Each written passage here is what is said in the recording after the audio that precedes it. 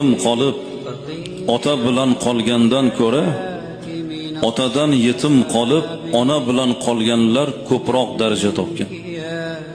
Yana qaytaraman.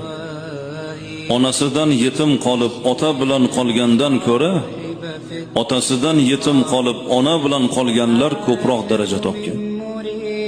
Imom Buxoriyni olim qilgan onalari bo'ladi.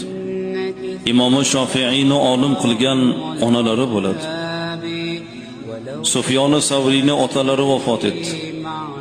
Onalari yashab turgan hovlini sotib, bir uyning pulini xarj qilib, shaharma-shahar turli shaharlardagi ulamolardan farzandini dars olish uchun darbadarlikda hayot kechirib, bir uyning pulini sarf etib, farzandini dunyoni olimiga aylantirdi.